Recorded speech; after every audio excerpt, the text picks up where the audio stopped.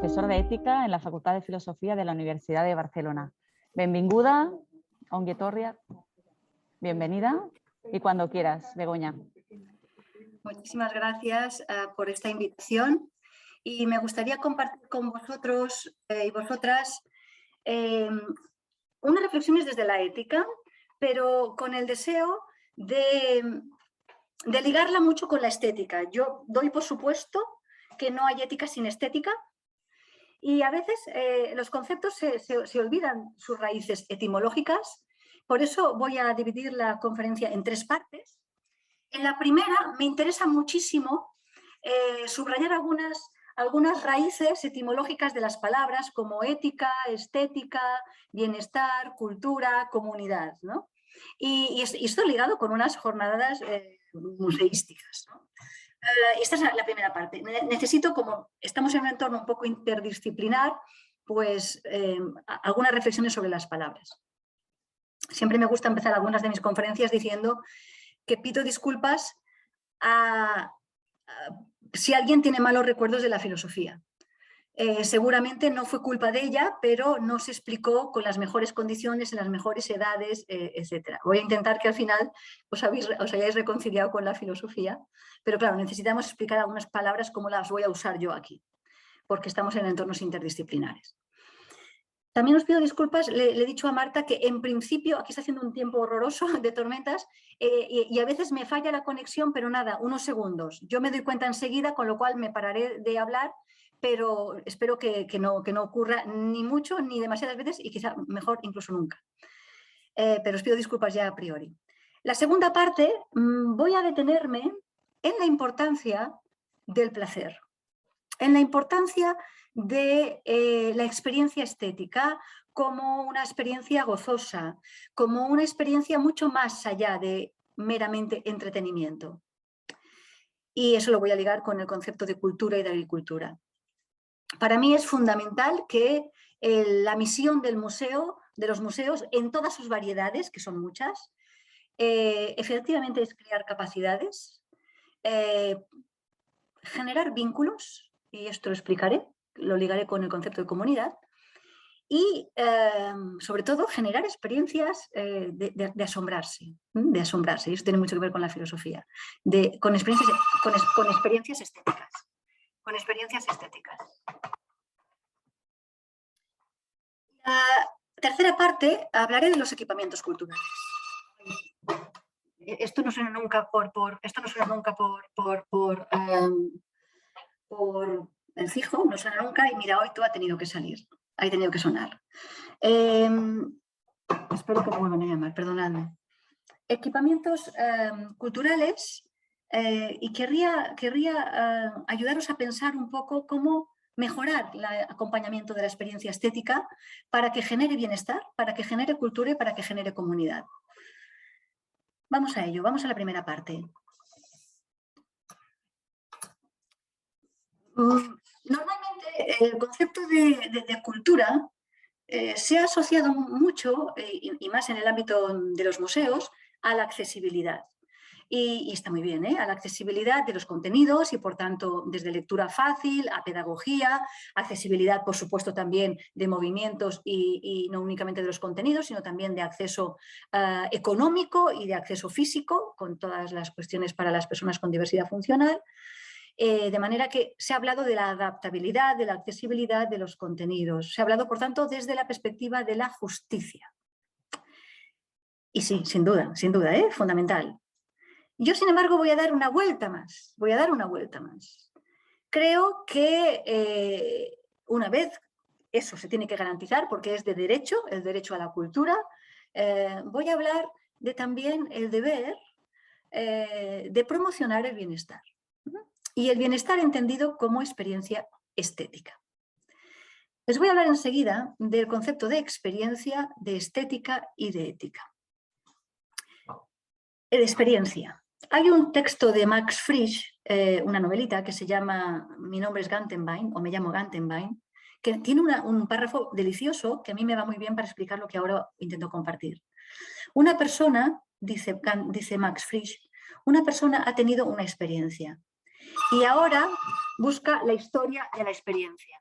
Y hasta que no tiene la historia, no tiene la experiencia. Fijaos bien.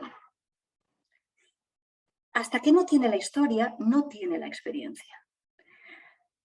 La experiencia es lo que me afecta, lo que me pasa, lo que me impacta. Es algo fuera de mí, un objeto artístico, un objeto estético, un objeto museístico al que hay que contemplar. Y contemplar requiere unas condiciones externas, pero también unas condiciones subjetivas para que el sujeto conecte y le resuene. Luego os hablaré de esto, de la indisponibilidad. Y le resuene. La experiencia requiere una cierta distancia y una cierta contemplación. Pero una distancia que me permita conectar, ¿no? Bueno, pues resulta que la experiencia, si yo no la puedo digerir, si yo no la puedo explicar, no haré la experiencia estética. De manera que entiendo por experiencia el proceso de hacerme lo mío, de contarme una historia. No únicamente de ser actor o autor, de visionar algo o de crear un objeto artístico, sino de digerirlo, de hacerlo mío, de narrármelo. De manera que en el museo tiene que haber unas condiciones que posibiliten la experiencia estética. ¿Qué entendemos por estética? Por estética entendemos la capacidad de sentir. Y las consecuencias de sentir son, si me gusta y me place, me complace, generan placer. Si me disgusta y me rechaza y no me permiten, porque también hay un gusto, hay una estética de lo feo, interesantísimo, pero lo feo va más allá de lo feo, es capaz de hacerme conectar y resonar. Por tanto, no hablo solamente de lo feo repugnante, sino, pero que me comunica, sino que hablo de aquello que me hace evitar la mirada o evitar el sonido y salir corriendo, ¿no? Del espacio museístico que me está dando una experiencia absolutamente desagradable. Es el dolor, ¿no? Es el dolor o más físico, si queréis, o el sufrimiento más psicológico. De manera que la estética es la capacidad de sentir. Y la capacidad de sentir tiene como consecuencia, en último término, el placer o el sufrimiento o el dolor.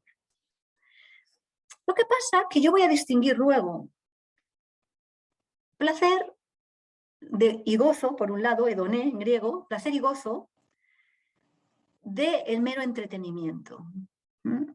Y para mí es importante que precisamente si vamos a por cultura y vamos a por raíces y por agricultura, yo voy a por el placer estético, voy por la experiencia estética, voy porque el sujeto ha venido y no ha consumido una serie de objetos cuando ha venido al museo o una serie de experiencias y lo he atiborrado, ¿no? Lo he hecho ir rápido y cuántos visitantes hemos tenido, cuántos objetos han consumido y luego a la tienda de merchandising a consumir más, ¿no? Pero no ha hecho la digestión. Tiene un corte de digestión, está absolutamente sobrepasado, ¿no? Para mí es importante también hacer reflexiones sobre qué tipo de experiencias estéticas facilitamos para que el sujeto tenga momentos de resonancia de la mano de Hartmut Rosa, que luego os comentaré. La experiencia estética es una experiencia transformadora. Es una experiencia más allá del entretenimiento, es una experiencia de gozo, de placer y por tanto de transformación. Luego volveré aquí, en la segunda parte. Y por tanto genera vínculos, es un placer profundo, genera vínculos, crea capacidades, nos transforma y nos hace mejores. Y aquí lo digo con la ética. Lo digo con la ética. La palabra ética significa una manera de ser, estar y sentirse en el mundo. Una manera de ser, estar y sentirse en el mundo. La ética habla de la vida buena y por tanto habla no únicamente de la justicia, habla del bienestar. Si yo consigo que los museos sean accesibles en sus edificios físicos, en sus contenidos, en sus precios, y que sean súper visitados, súper concurridos, pero no consigo tener experiencias de bienestar gozosas, de hedoné, de transformación personal, que me unen con mi cultura, me he quedado a mitad camino, en mi parecer, en mi parecer. Estas son mis reflexiones desde la ética y la estética. En esta primera parte también me gustaría detener un poquito en qué significa ¿Qué entendemos por bienestar? Bienestar. Para mí ese bienestar está en coherencia con el bien ser.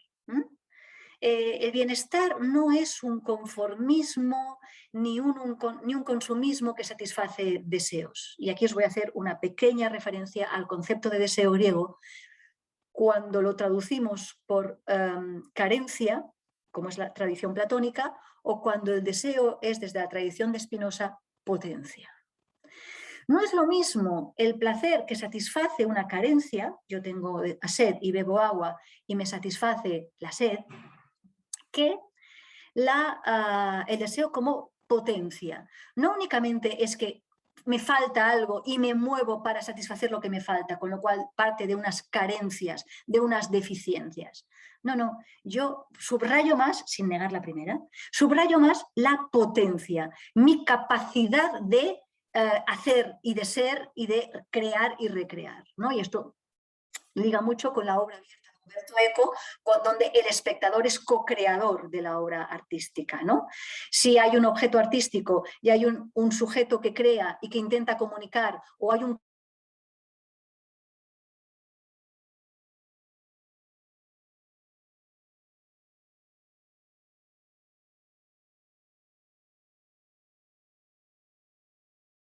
experiencia de contemplación transformadora que genere, más allá de acumulación de conocimientos, una experiencia transformadora de vincularme con aquello que están enseñándome, de conmoverme, pero al mismo tiempo de trasladarme a un momento de bienestar en que yo me vinculo con algo que me trasciende. Esta es la idea, ¿no? Me vinculo con algo que me trasciende.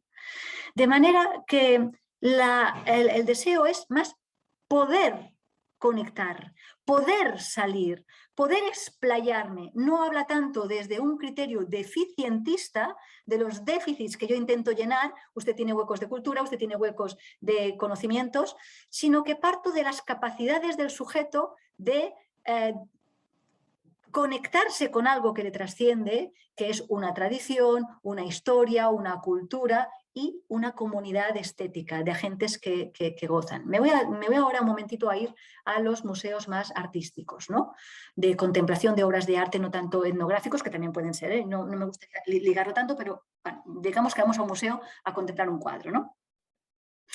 Y yo siempre digo que los museos muchas veces están distribuidos para el consumo y para el entretenimiento y para la acumulación, y cuando acabas a la tienda de merchandising a comprar más cosas, ¿no?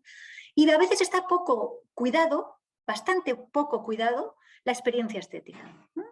Y no me refiero únicamente a que el curador en una exposición ya mira dónde está ese cuadro, cuál es la distancia apropiada para que los sujetos no dañen el cuadro, que hay que proteger, pero también la luz. Hay veces en que, por poneros un ejemplo personal, yo voy al Prado y solamente quiero ver, en un primer momento hay días que solamente quiero bajar a ver al Bosco, el Jardín de las Delicias, ¿no? Que es muy chiquitín y me detengo en esa figurita, ostras, que este Bosco, qué cosas hizo en ese siglo, ¿no? Y no han pensado en mi experiencia estética. No me es confortable, no me es cómodo, no me dejan sentarme, vamos a hablar del edatismo. No me dejan sentarme, no me dejan gozar, vayan circulando, vayan circulando. Cuando el otro día estuve en el liceo, una deliciosa ópera, pero los asientos eran de contractura, porque Wagner es largo y al final acabas con unas contracturas en las piernas y porque las butacas no están pensadas para la experiencia estética. Has cuidado un montón el espectáculo y no me has cuidado a mí, porque no me has propiciado una experiencia estética de bienestar. ¿Qué es ese bienestar? No me refiero solamente al entretenimiento, no me refiero a ahora sé más y sé más cosas, que también, me refiero, insisto, al goce de transportarte a algo que es superior a ti. Y ese es el concepto de placer que enseguida quiero compartir con vosotros. El bienestar del que yo hablo es un bienestar transformador. Es un bienestar más bien, yo no soy dualista de lo físico, pero es un bienestar total. No es un bienestar simplemente de que eso es bonito y todo debe ser bonito. Os pongo un último ejemplo. Cuando uno va al cine y se queda hasta el final leyendo los créditos, no únicamente quiere digerir los créditos, que le abran las luces y que les expulsen fuera de la sala. Yo que soy cinéfila, me gusta que si he visto una obra de arte, una magnífica película, no me expulses. Déjame porque el director ha cuidado también la música en la que me está enseñando los créditos en reconocimiento a quienes han trabajado allá. Y a mí me puede también interesar el reconocimiento a las personas que han trabajado allá, pero a lo mejor me está gustando muchísimo pues la música que me está poniendo y me está transportando para volver a la vida real. Y me encanta que si voy a la Filmoteca, luego me dejen un bar donde me permitan continuar con mis amigos, discutir de eso antes que comprar las fotogramas o demás que también, ¿no? Qué importante es facilitar la experiencia estética de conexión con la cosa que tú has dado, pero también el placer se maximiza cuando se comparte. Yo recuerdo una experiencia estética deliciosa viendo un cuadro y estábamos sentadas, yo estaba sentada porque allá sí que cuidaron, estábamos sentadas viendo un cuadro, una señora y yo, y la señora me dice, "It's wonderful". Y yo le dije, "Yes". Y entonces los amigos me dijeron, ¿que la conoces? Y digo, no, pero ya somos hermanas en arte.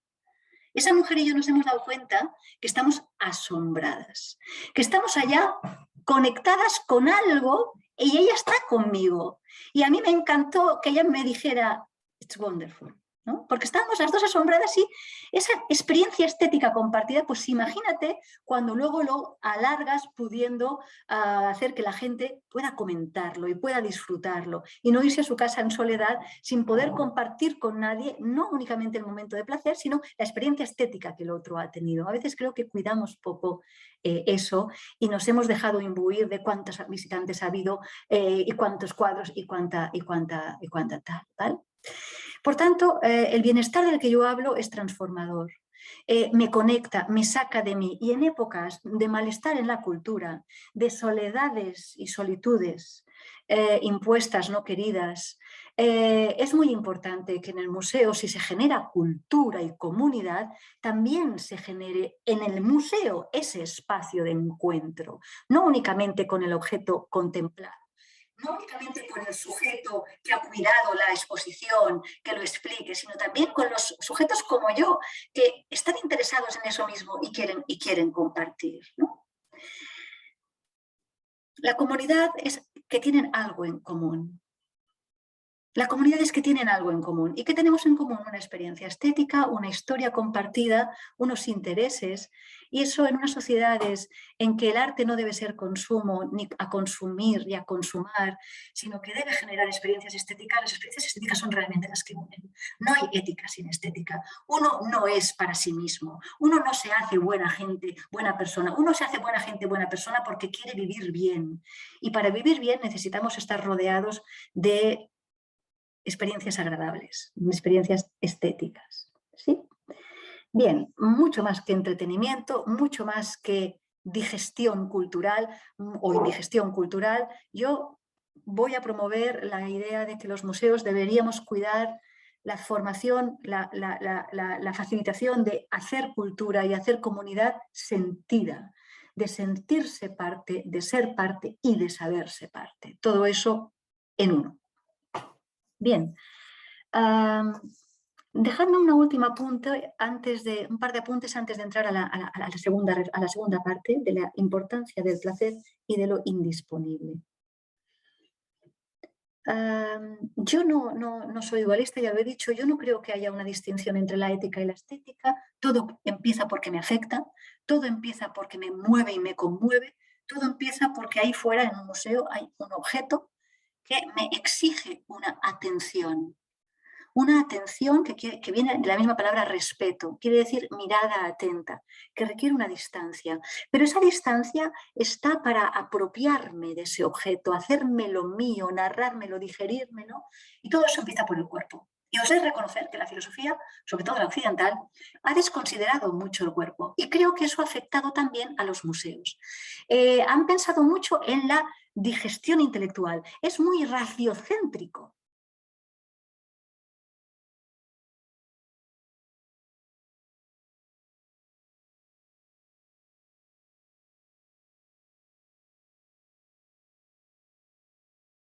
con deterioro cognitivo o leerán los niños, empezamos a hacer edatismo, ¿no?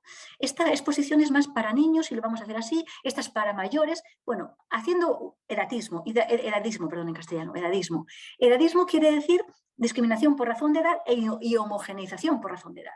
Como si todas las personas tuvieran la misma sensibilidad y todas las personas vinieran ya con lo que hay que saber. Toda experiencia estética requiere una escalera educativa, requiere una propedéutica. Y eso también hay que cuidarlo, no únicamente el confort en la exposición, sino también la pedagogía, la escalera estética que uno debe subir. Por tanto, el curador, cómo se disponen los objetos, no únicamente tiene que estar pensando en el raciocentrismo, sino en lo que yo voy a llamar poéticamente la memoria de la carne. La memoria de la carne. Es decir, a veces hemos centrado la experiencia estética demasiado raciocéntricamente, en el logos. Y en realidad lo que yo estoy defendiendo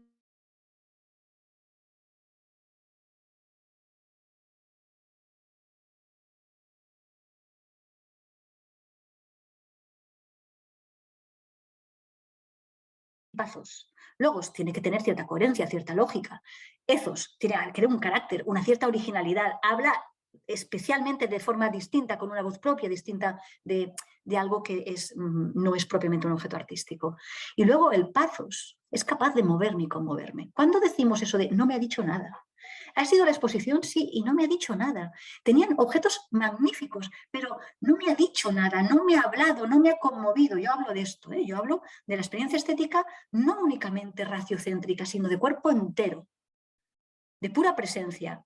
Por eso, y esto es muy interesante, cuando habéis hecho un gran esfuerzo los museos por que, a pesar de que no podíamos salir de casa, pudiéramos el museo entrar a casa, está muy bien el esfuerzo, ¿vale? Hemos procurado que la experiencia estética no se pierda, pero yo cuando voy a un museo quiero estar allá. Yo quiero verlo de verdad.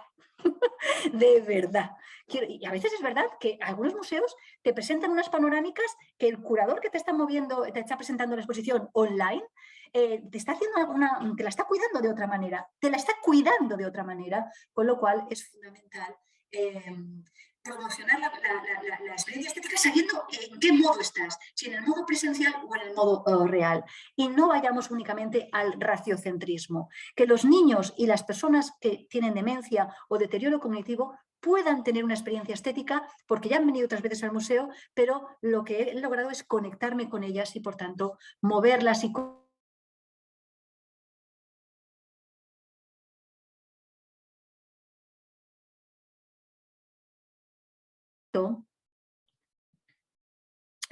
la segunda precisión que quería hacer, veo que voy un poquito más de tiempo, pero la segunda precisión que quería hacer es Sense and Sensibility, ¿no? La obra de la novela Sense and Sensibility es sentido y sensibilidad, sí, pero no es el sentido, es la sensatez.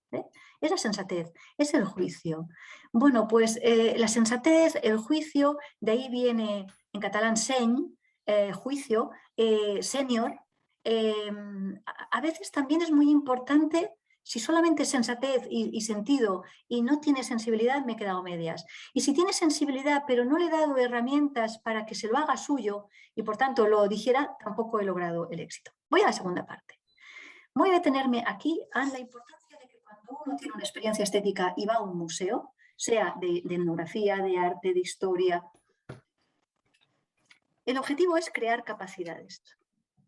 2, crear vínculos. Y 3, generar la experiencia estética de indisponibilidad. Voy a hablar esto de la indisponibilidad que me lleva a la resonancia y hago referencia al texto de Hartmut Rosa. El curador, el que tiene cuidado de cómo disponer la exposición para poder presentar todos los objetos que tenemos o todo el contenido que queremos dar, pero no únicamente hacerlo accesible y digerible, sino generar experiencia de placer. Yo voy buscando vínculos, voy buscando complicidades, voy buscando que el encuentro con esa obra artística o esa obra museística genere vínculos con esa cultura, con esa comunidad, que se relacione de otra manera después de haber conocido lo que ha visto. Estoy generando conciencia de pertenencia. Ese museo me genera un vínculo con esa cultura, con ese objeto, conmigo mismo, porque me hace trascender. me genera un bienestar, no únicamente, que lo es fundamentalmente la experiencia estética, es una experiencia personal profundísima. El placer estético es claramente un placer profundo, en primer lugar y en primera persona, singular, profundo, en solitud querida. Pero como el placer compartido se maximiza, voy más allá del entretenimiento, que no está mal, ¿eh? Voy a conectar y a trascender, a generar vínculos, o bien con esa cultura que me están enseñando, con esos objetos que me están enseñando, con algo que me trasciende el mundo, el arte, o esa persona, como en mi caso, que dijimos ambas, wonderful, ¿no? El placer genera trascendencia de lo más íntimo, ¿no? Y es transformador. Por tanto, la visita a un museo tiene que garantizarme una experiencia estética. No me la puede garantizar, me la tiene que facilitar. Luego diré por qué no me la puede garantizar. Me la debe facilitar, me la puede facilitar. Genera vínculos, me vinculo. No es que salgo del museo y no me ha dicho nada, no. Me conmueve, me ha transformado y no kafkianamente. Me ha hecho una metamorfosis gozosa. Me he conectado con algo y salgo diferente de ese museo. Me has dado una experiencia resignificante de la vida o de la comunidad o de las personas que han venido conmigo y hemos compartido ese placer. Por tanto, crea capacidades. ¿Qué tipo de capacidades? Pues yo diría capacidades comunitarias de salir de ti, de salir de ti. Y en una época, como os decía, de tanto malestar en la cultura, los museos deben ser promotores de bienestar, promotores de bienestar. Allá se viene a disfrutar y a gozar. Y se facilita eso, se facilita eso. Y lo voy a ligar esto con el concepto de cultura, agricultura, cuidado y el concepto de indisponibilidad. Vamos a esto. Las capacidades... Uy, se ha ido el volumen.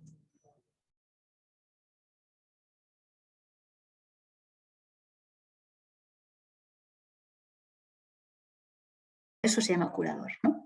O curadora. Tengo que cuidar el terreno. La cultura quiere decir, cultivo quiere decir que tengo que dedicarme al terreno, a abonar, y que requiere un cuidado, agricultura. No se trata de poner las semillas y ya está. Hay cosas como ahora me decía Noane, dice, te deja fría, te deja fría. Ha estado bien, si tienen un montón, pero no me ha dicho nada, no me ha dicho nada, me ha dejado frío. Técnicamente magnífico, pero es que no me ha dicho nada, ¿no? Me ha dejado más aislada, no me ha generado bienestar. Y uno va al museo con unas expectativas y la calidad del museo tiene que ver con la satisfacción de expectativas. ¿Cómo forjamos esas expectativas? ¿Cómo las tenemos en cuenta? Pues para mí es muy importante la agricultura, el tener cuidado del terreno, del abono, de los trípticos, de cómo los presentas, cómo los preparas, cómo haces esa escalera estética para que vayan subiendo contigo a esa conmoción y luego no me los expulses de repente, sino que luego vuelva volviendo a ese gozo y se vaya a su casa con ese gozo, o se vaya a tomar unos vinos con ese gozo, ¿no? La agricultura es muy importante, no hay cultura sin agricultura y la cultura necesita el cuidado, cómo se abonan. No se trata de poner semillas y ya por si crecen. Las semillas pueden ser muy buenas, pero si tú no has cuidado, no has abonado, no has mirado la intemperie, no has visto cómo está el sujeto pisando el terreno, es muy importante esta cura, este cuidado. Y por último, la indisponibilidad.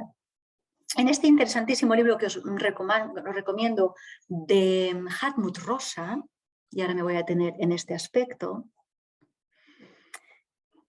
se llama Lo indisponible, es del libro de este año, está traducido este año. Él tiene un libro más gordo, interesantísimo, que se llama La resonancia, que es el concepto que os quiero subrayar de la mano de lo indisponible.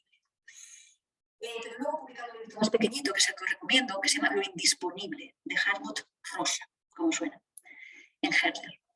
Pues allá dice Hartmut Rosa, nuestro mundo está constituido de tal manera que lo quiere poner todo a nuestra disposición, lo quiere tener todo bajo control, lo quiere manejar todo. Y la vida es indisponible, y más la vida humana. Es decir, a pesar de que hay seguros a todo riesgo y se venden muy bien, no hay seguros a todo riesgo.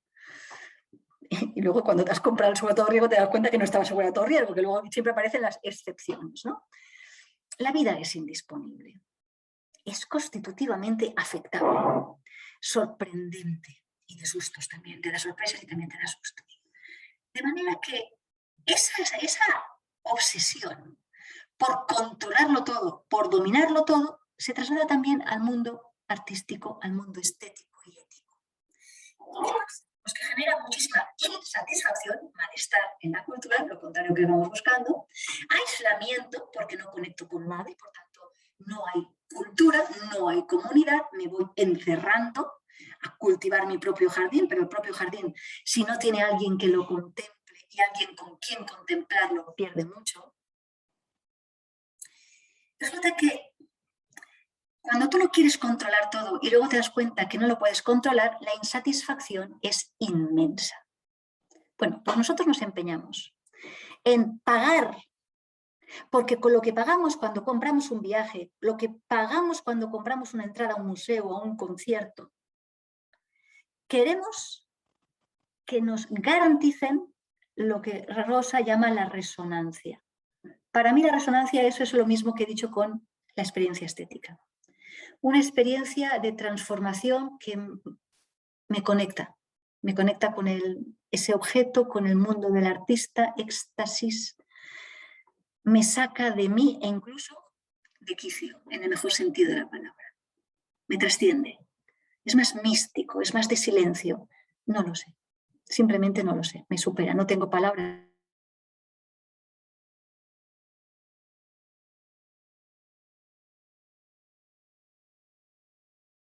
Disfrutármelo y respirar. No me hagas hablar, no me lo hagas traducir ahora en palabras, ¿no?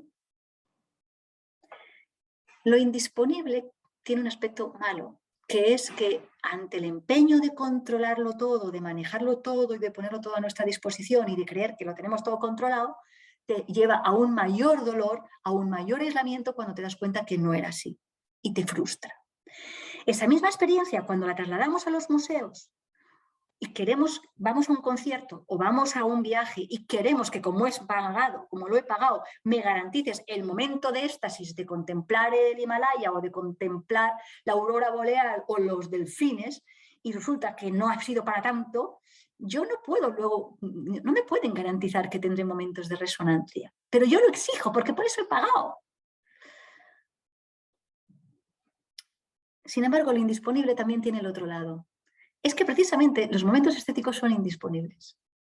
Yo no te lo puedo garantizar, pero sí que debo, como persona que cuida la cultura, que sabe que quiere crear capacidades, vínculos, para generar esa conciencia de pertenencia, esa conciencia de salir de uno y éxtasis y gozárselo y relacionarme y vincularme con algo superior a mí que me saca de mí, de mi soledad, de mi solitud, que está más querida y más bienestante. Pues resulta que me encuentro con momentos de resonancia. Lo indisponible es la condición de posibilidad de resonancia. Yo no lo puedo controlar, pero he de facilitar que haya momentos de resonancia. Y la verdadera calidad de un museo no radicará en la cantidad de personas que han entrado, no radicará tanto en la cantidad de obras que se han expuesto o cómo se alargó o no la exposición, que tiene que ver con cuántos momentos de resonancia tú has generado. Pero sí que tiene que ver con qué te ha dicho la gente cuando se ha ido, si ha vuelto, por qué ha vuelto, ¿no? Y qué es lo que te están diciendo y lo que no te han podido decir, porque es que salgo con un gozo que cada vez que entro aquí me salgo tan contenta que vuelvo. Quiero más de lo mismo. Quiero más de lo mismo, porque me has generado ese momento de resonancia que no se puede garantizar, pero sí se debería y se puede facilitar. Voy a insistir mucho porque es importante en la conferencia que yo he titulado Bienestar, Cultura y Comunidad, que los museos no sean solamente objetos de consumo para consumar y de meramente experiencias individuales privadas, que lo son. Creo que los museos también deberíamos creativamente pensar en, y lo hacéis, generando tertulias, generando tal, sino también generando salas, generando sitios donde, más allá de contemplar las obras y de verlo, la gente puede encontrarse para continuar disfrutando de eso o queriendo saber más y, por tanto, ampliar la experiencia estética más allá de la mera contemplación, generando comunidad, generando cultura, con la idea esta de generar sentido de pertenencia, ¿no? Y en este sentido es muy importante que mezclemos a la gente, que no pongamos, ahora vienen los colegios, ahora vienen los de la tercera edad. Eso es edadismo. Eso es edadismo. La gente mayor quiere mezclarse y qué mejor manera de comunicar a un niño lo que la persona mayor está viendo que se comuniquen qué estás viendo tú, ¿no? Claro, el niño, dice Nietzsche, es naif. Tiene una capacidad de sorprenderse maravillosa, pero es que ante un objeto artístico todos somos niños, porque todos vamos buscando la resonancia, todos vamos buscando esa ingenuidad del wonder, ¿no? Del wonderful, del maravillarse, de que no estoy de vuelta de todo. Entonces, cuando homogeneizamos demasiado los públicos, los homogeneizamos por edades y luego hacemos la lectura fácil, demasiado homogéneamente, demasiado discriminando, a lo mejor nos estamos perdiendo experiencias estéticas enriquecedoras por el encuentro con aquello que me sorprende de cómo lo estoy viendo, ¿no? Yo, por ejemplo, he tenido alguna experiencia estética gozando yo de la experiencia de ver ese objeto artístico, pero luego he mirado al lado y he visto a ese niño en el carrito con la mamá mirando con los ojos así inmensos y yo comentarle a la madre, ¿qué está viendo? Y dice, no lo sé, pero es la segunda vez que venimos y se pone tan contento. La mamá que llevaba un cochecito y el niño estaba disfrutando de esos inmensos colores y yo disfruté el doble o triple, disfruté del cuadro. Disfruté de la sorpresa maravillosa de un niño que está descubriendo los colores en un cuadro y que está viviendo con su madre una experiencia estética y luego vi que su madre estaba tan contenta de quiero compartir contigo que tiene un niño que tiene una sensibilidad artística estupenda y estuvimos hablando de la importancia de que fuéramos con los cochecitos a los museos, ¿no? Y no sé, tan raciocéntricos. Bien, voy a ir a la tercera y última parte porque me gustaría que hubiera tiempo para el debate y para la conversación con vosotros a partir de lo que estoy diciendo. La edad no va por dentro, decía Gabriel García Márquez en la novelita de Memoria de mis putas tristes. La edad no va por dentro y la experiencia estética tampoco, pero el placer sí que va por dentro. Entra, me conmueve. Con lo cual, los equipamientos culturales, los museos, tienen que cuidar el acompañamiento, facilitar esa experiencia estética, adaptándose a todos los públicos para hacerlo accesible no únicamente desde la justicia, sino desde la búsqueda de la vida buena. Asadair MacIntyre es un filósofo norteamericano que tiene una frase muy bonita que dice: una vida buena es una vida dedicada a la búsqueda de la vida buena. Los museos son un lugar óptimo para la búsqueda de la vida buena. Porque dentro de las calamidades y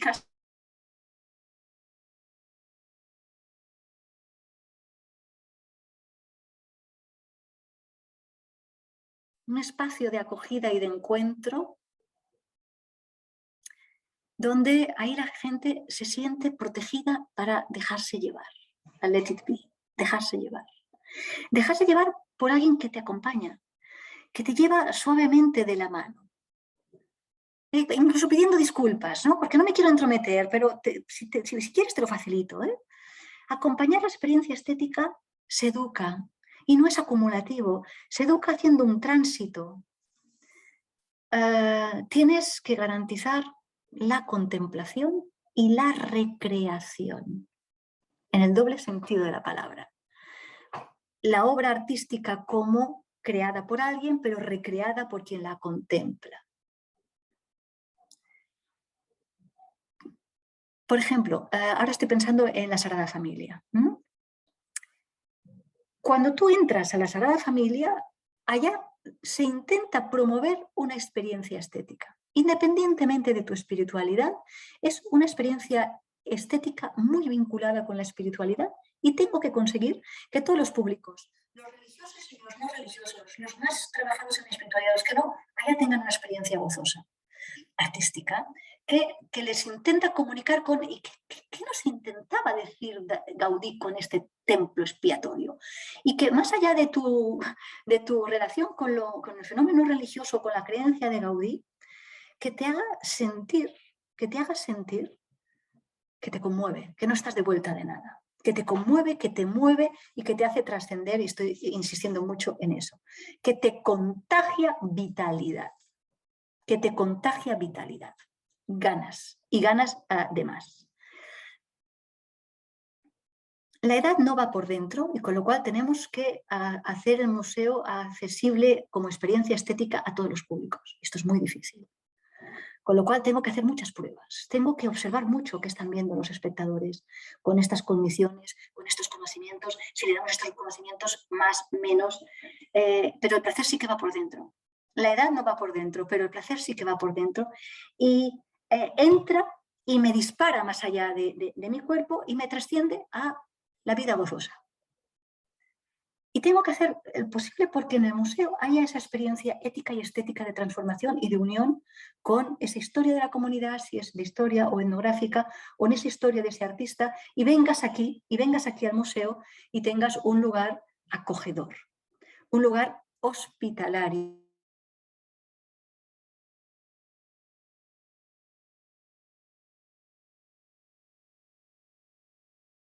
Con ganas y por tanto con una carencia, pero también viene con una potencia de habérmelo podido disfrutar.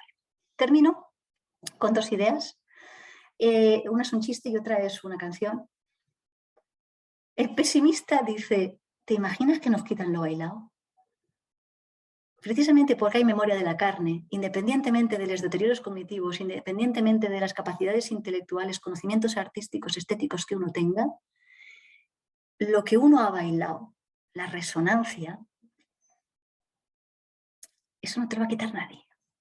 Eso es lo que te has vivido, es el colmo del pesimismo. El pesimista es aquel que dice, ¿te imaginas que nos quitan lo bailado? Es el colmo del pesimismo. Lo bailado no te lo quita nadie. Y hay la memoria de la carne. Y cada vez que vuelvas a sentir esa resonancia, te conecta con algo grande, que es lo que hace hermosa a la vida. Y una canción del cantautor Silvio Rodríguez, que a mí me gusta especialmente porque cuando intento hablar de estas cosas, de la relación entre la ética y la estética y cómo el arte me une a una comunidad, al menos del artista y el objeto, me trasciende de mis insularidades de conciencia, de estar encerrado en mí mismo y me conecta con alguien otro, con la otredad. Dice Silvio Rodríguez, y con esto termino para que haya lugar al debate, hoy quisiera ser viejo y muy sabio y poderte decir lo que aquí no he sabido decirte. Hablar como un árbol con mi sombra hacia ti. Lo voy a dejar aquí. Hemos tenido suerte por ahora. Marta, no nos ha caído la conexión por ahora. No, te hemos Así podido. Begoña, muchas gracias y hemos tenido suerte, bastante. Oye, muchas gracias por crearnos una experiencia que nos resuene, como estás contando tú, ¿no? Que me parece que lo has logrado, ¿no? Yo te quería señalar algunas ideas que han aparecido. Luego directamente las personas que quieran también podrán preguntar, comentar, opinar, ¿eh? Pero bueno, sí que te señalo algunas cuestiones que han salido en el chat, que tú ya las has dicho y ellos de alguna manera señalan, ¿no?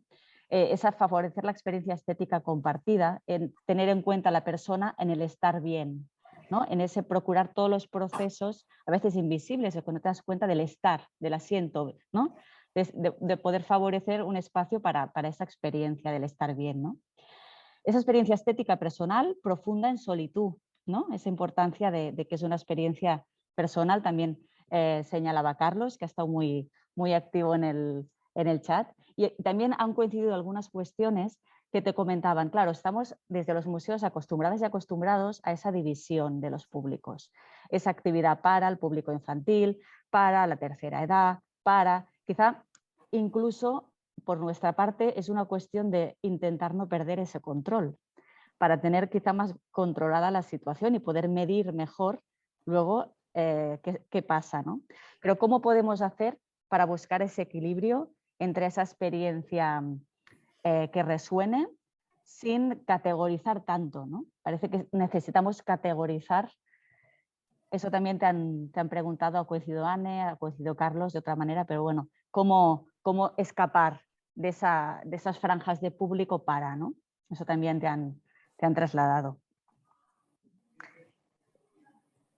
Vale.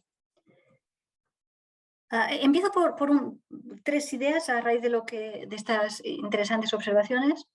¿A vosotros os ha pasado que llegamos, por ejemplo, a un evento, una boda o algo así, y ponen unas sillas preciosas con unas telas muy bonitas, con unos lacitos muy monos, y es una tela de tijera, y es una silla de tijera incomodísima que al cuarto de hora estás contracturada y te duele todo, es el asiento del liceo, ¿no? ¿Por qué te has preocupado tanto de hacerlo bonito y la función principal de una silla, que es que la gente esté cómoda, la has obviado? Esto es el colmo de la estupidez, perdonadme. Es importante que sea bonita, por supuesto, pero no solo. La principal función, no nos olvidemos, la razón de ser de una silla es ser confortable. Y esto lo has obviado en nombre de que sea bonita y me quepan muchos, que también es importante. Pero si al final somos muchos, las sillas son muy bonitas, pero nos queremos ir todos enseguida porque está muy incómodo, pues no has logrado el principal objetivo. Con lo cual, a la hora de categorizar, tiene que ser bonita la silla, sí. Tiene que caber mucha gente, sí. Pero sobre todo, tiene que ser confortable. Sobre todo, no en tercer lugar, en primero. Con lo cual, vamos al tema. En primer lugar, la experiencia estética es de solitud. Yo estoy distinguiendo la soledad, no deseada, importante o mala, de la solitud como una experiencia de gozo, de recogimiento, de interioridad, de profundidad, de verticalidad, de conectarme con mis raíces y de sentirme, bueno, esto que se llama el éxtasis, pero yo con ese todo, ¿no? Con lo cual, esta experiencia estética subjetiva es muy importante y es condición de posibilidad de la resonancia. Pero también es muy importante maximizar ese placer cuando lo compartes, ¿no? Cuando tú ves que alguien igual que tú está ahí, ¿no? Y dices, ostras, uno que está conectando conmigo, comunicando conmigo. Y eso es importante cuando son museos donde, sobre todo en ciudades o en pueblos, donde la gente puede estar muy sola, ya tengo que ir sola al museo, unos porque quieren y otros porque no tienen gente que le acompañe, pues que haya gente allá que comparte con ellos el gusto estético por ese autor y puedan compartir. Con lo cual, no nos vayamos de los extremos. Yo si he criticado como edadismo castellano, edadismo, homogeneización y compartimiento, categorización por edades, tiene sentido, porque hay determinado tipo de curso, de una exposición, de circular, bueno, de cómo se tiene que circular, de cuidado de la exposición y demás, que requiere que se parcelen, ¿no? Pues ahora los niños, ahora los adolescentes, tal. Pero eso tiene sentido que se continúe manteniendo. Pero el término medio siempre, decía Aristóteles, es virtuoso entre dos extremos que son dos vicios. Ni te pases ni carezcas. Que no hay ahora, de repente, no hay esa categorización, hay gente que lo prefiere, porque no quiera que haya niños corriendo y tal, pero hay veces también que vale la pena hacer algunas exposiciones, hagamos pruebas, ¿no? Que no sean tan de franjas, ¿no? Con lo cual, no se trata ahora de eliminar las franjas ni de las edades, ni ponerlas todas, sino hacer experimentos, ¿no? A ver si en alguna franja pues, podemos permitir ese encuentro intergeneracional. Yo lo que sí que sé por mi experiencia en la universidad, es que las personas mayores de 55 años, eso es lo que aquí se llama personas mayores, con lo cual aquí estamos unos cuantos, los mayores de 55 años quieren relacionarse con gente joven, pero no porque se contagien de nada, ¿eh? No se trata de que se contagien de nada.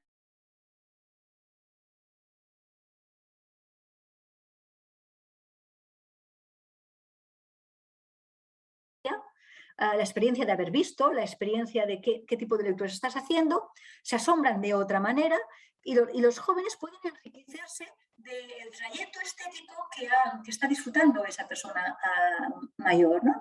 Con lo cual, las personas mayores quieren relacionarse con los jóvenes porque evidentemente les gusta ver cómo se sorprenden, pero también les gusta poder mantener su experiencia porque le llevan unos años, porque se han contado más historias en esa anécdota de Frisch, sino también a la inversa. Los jóvenes se pueden enriquecer muchísimo de qué detalle te está haciendo ver esa persona mayor de 55 años que tú no has visto.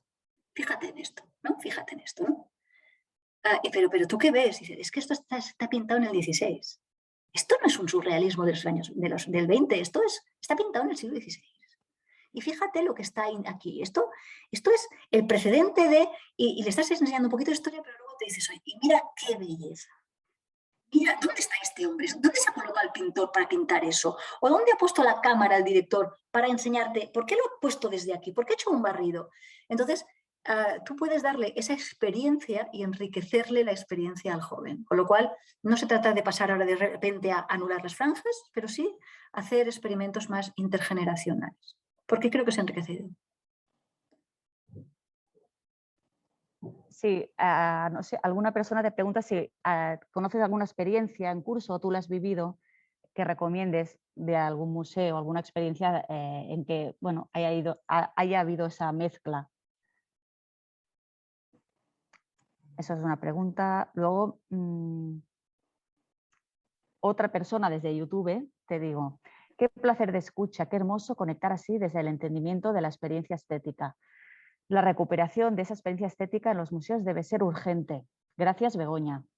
Intervención realmente emocionante y resonante. En un momento así se nos congela. Volverá, Begoña. Ahora. ¿Has escuchado todo, Begoña? Lo he escuchado. Vale, Estaba vale, sufriendo porque perfecto. pensaba que vosotros no me lo escuchado. Mirad, en museos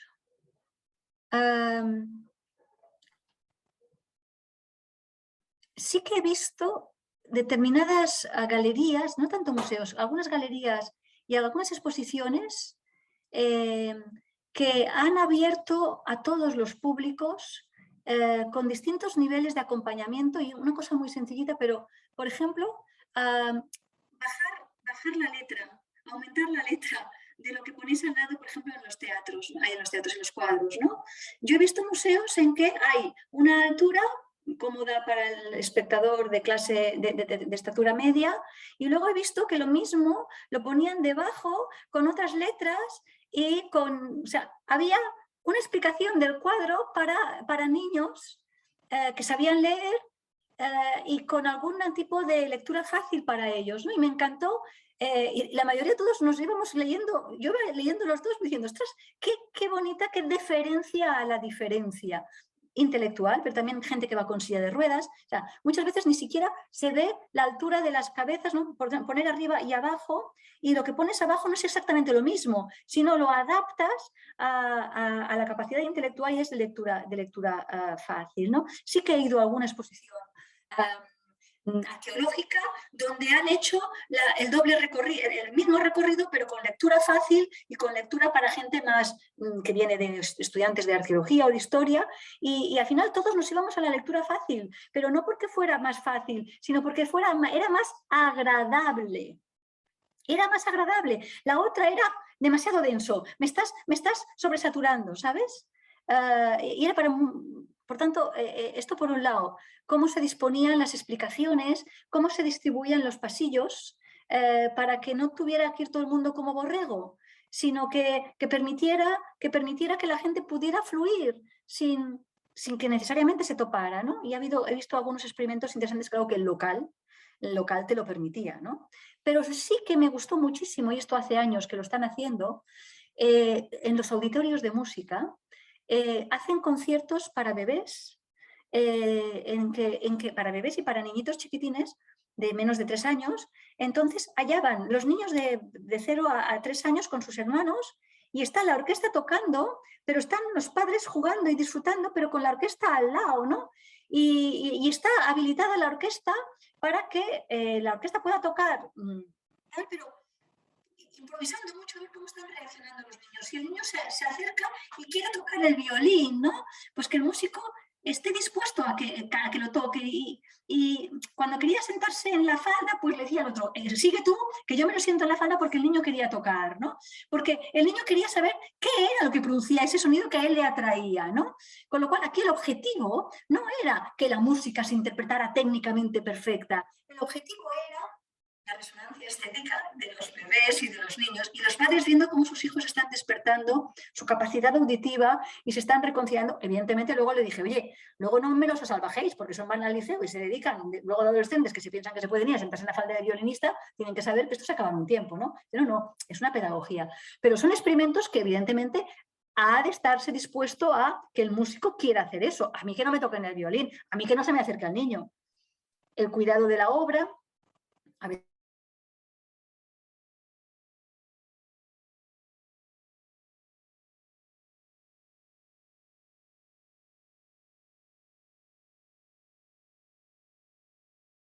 Ahora sí, se ha quedado por la mitad, ¿no? Decía que había que ser creativo, que había que incentivar, hacer un poquito de experimentación con gente. Y esto no lo he dicho. Hay que hacer ensayos generales y hay que hacer participación del público que me digan cómo les gusta más, así o así. No, una vez ya lo dispuesto, ya no se toca. A lo mejor vale la pena hacer participar al espectador en la distribución dentro de los posibles, ¿no? Y por tanto, fomentar la participación de la audiencia, de los videntes en la distribución misma del sitio, ¿no? Sí, esta es otro concepto interesante, el que entendemos por participación. Aquí habría otro debate, ¿no? ¿Hasta qué punto decimos participan? ¿Cómo lo entendemos? ¿De forma unidireccional? ¿O hasta qué punto, de alguna manera, el museo se arriesga, entre comillas, a perder ese control o a proponer otras formas, ¿no? Que a veces, bueno, pues pueden incluso ser contradictorias y no pasa nada, ¿no? A ver, esto es un tema apasionante, el de la participación. Si es para el pueblo, pero sin el pueblo, esto es despotismo ilustrado. Y creo que en el mundo de los museos hemos trabajado con demasiado despotismo ilustrado, como mínimo por dos razones. La primera, porque nos gusta mucho controlar a nosotros, controlar nuestro ámbito, ¿no? El museo es nuestro, ¿no? Y lo abrimos para que los demás vengan, pero consuman, pero no se lo hagan suyo, ¿no? Hay un deseo, por tanto, de control, con cierto despotismo ilustrado, muy paternalista, muy infantilizante.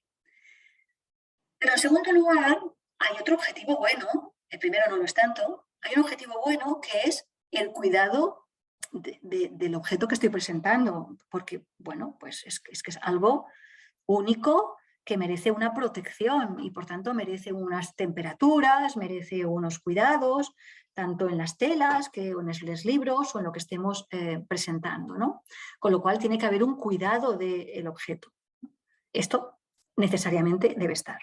Pero tercera, esto no significa una demagogia, y por tanto, democratizar los museos, fomentar la participación en los contenidos de los museos, no significa ni entrar en una cuestión meramente asamblearia, ni meramente populista, demagógica. Aquí hay que saber, y hay gente que sabe. Y por tanto, como hay que saber, como hay que tener conocimientos, se trata de ver cuando se abra la participación,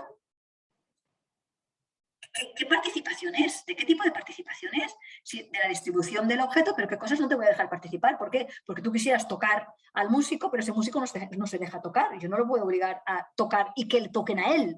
Yo toco, pero que me toquen a mí, ¿no? Un cuadro.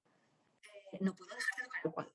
¿Por qué? Pues porque es que el óleo ese no se puede tocar. Yo lo tengo que proteger, además me lo han cedido y yo tengo que cuidar y custodiar que lo devuelvo con las mismas condiciones, con lo cual no se puede participar todo. Esa es la gran pregunta que nos tenemos que hacer en los museos. En esta exposición, tal y como tenemos el local, como tenemos la custodia del objeto, ¿qué pueden participar? Por tanto, no es, digámoslo así, una alternativa totalmente abierta. Yo tengo que decirle como curador y como directora o coordinadora de esta exposición, es decir, qué tipo de participación se abre y qué tipo de participación no se puede hacer porque es una colección privada o es una colección simplemente que nosotros tenemos por un tiempo o es permanente, es nuestra y el dueño, el propietario nos ha permitido hacer todo eso o no. Con lo cual, sí a la participación, pero no a la demagogia. No a la demagogia. Bueno, no sé si alguien que estáis aquí le queréis preguntar. Tenemos 2 minutitos antes de que empiece Marian. Si tenéis algo más que queréis, tranquilamente podéis desactivar vuestro micro y preguntar directamente, ¿eh? Y si no, ya nos despediríamos, Begoña. Desde YouTube. Vale. Felicidades por las jornadas. La cultura, además de ser útil en la prevención y promoción de la salud, lo es en la gestión y tratamiento de la enfermedad. La cultura beneficia seriamente la salud. Otra persona, qué importantes conceptos se están tratando en apenas una hora. Un excelente repaso a muchos temas que siguen pendientes para muchas instituciones. Lo que vaya surgiendo, Begoña, ya te lo trasladaremos también, ¿eh? Si más tarde hay algún comentario. No me gustaría hacerle esperar, creo que está Marian López Hernández entre nosotras y un placer escucharte como siempre. Te agradecemos muchísimo tu participación. Un placer. Hasta otra. Adeu, Begoña. Adeu.